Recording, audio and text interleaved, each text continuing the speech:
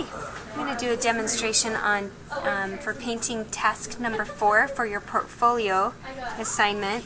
You're going to do 4 different images that are the exact image, but you're changing the colors to change the mood and see how different it makes it feel.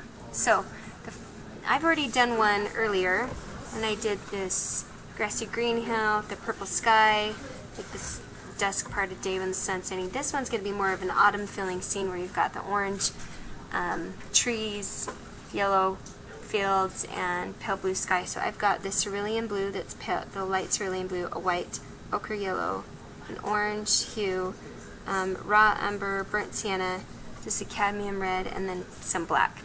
Okay, so what I always like to start with is the pale blue sky. And I'm going to take quite a bit of white, a little bit of blue, because this really needs to look really that fall, pale, washed out sky. Then I'm going to paint.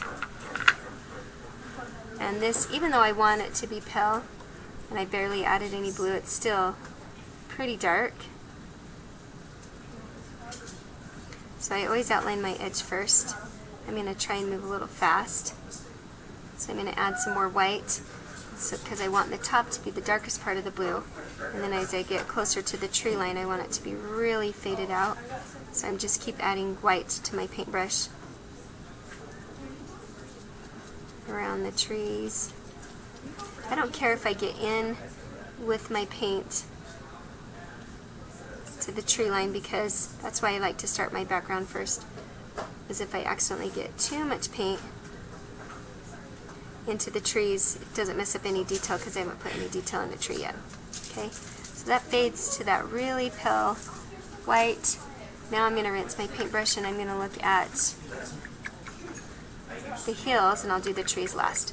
So the hills, I've got this nice ochre yellow that I'm going to use. The ochre yellow is quite dark, way darker than the hills are, so I'm going to take some of this pale blue yellow, the pale blue, and add yellow to it. And I'm going to use some more white. And now I have a medium to, here's my medium, here's my pale, and here's my dark yellow. Okay, and I'm going to start with my dark areas. And again, I'm moving fast. You don't have to move this fast.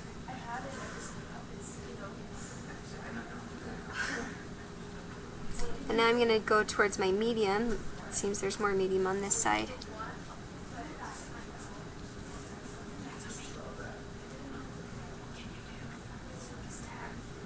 And then it gets way lighter up here.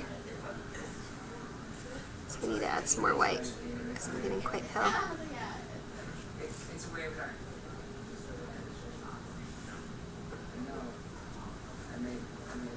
And then I'm going to go back through with my dark, make it a little stronger. I'm mixing wet on wet and a lot of layers.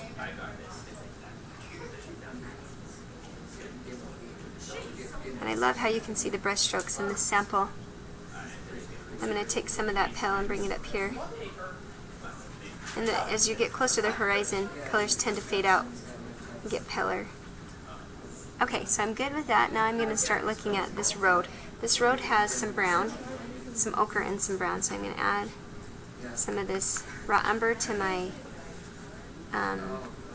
ochre.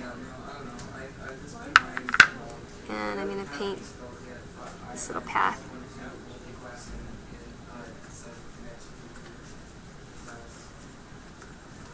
And I notice at the top of the road, you get more of a burnt sienna. So I'm going to put that at the top.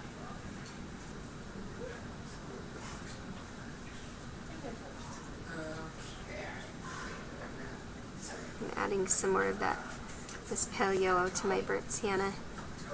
Soften that color up. And it looks like I've gone over my edge a little bit here from my field, so I want to fix that.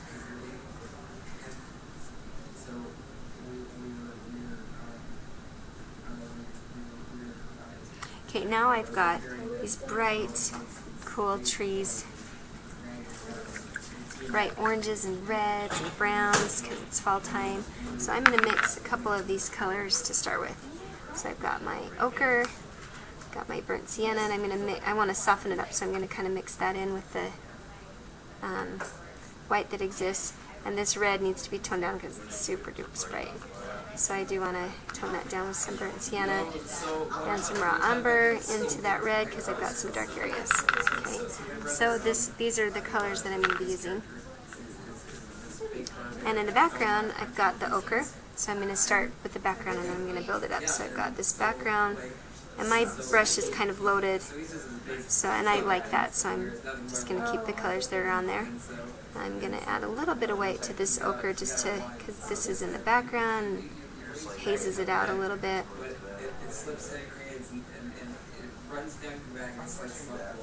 And then I've got this little bush over here, so I'm going to mix some of that, the red with this sienna, this bush right here.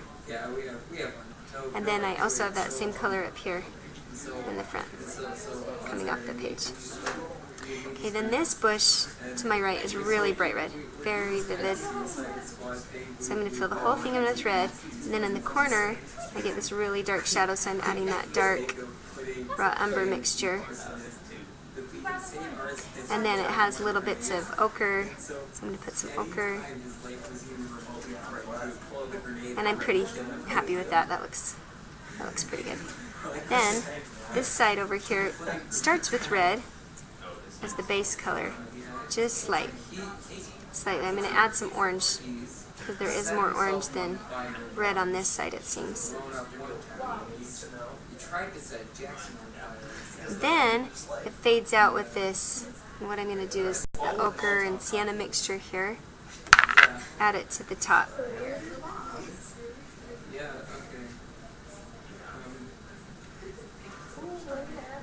These are organic shapes, so I'm just kind of like pushing that organic. Now if you look at the hillside, the yellow fades in with the red, so I kind of want to recreate this little, and I might have let that dry too much, so now I need to recreate this ochre hill color again. So I'm just going to take some of my ochre in with this white and pale blue and see if I can pick up some more of that color again, get that correct, and then paint that hillside. And then I have that wet on wet blending. Fix that over here because I got kind of a rough edge.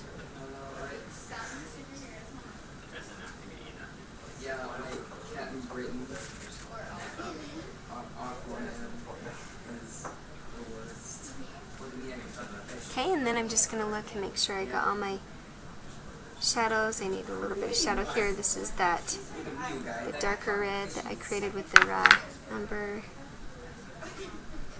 The shadow comes across here, and I think that's really the only other spot I see it. Hey students, there will be a sticky note wall located near the vending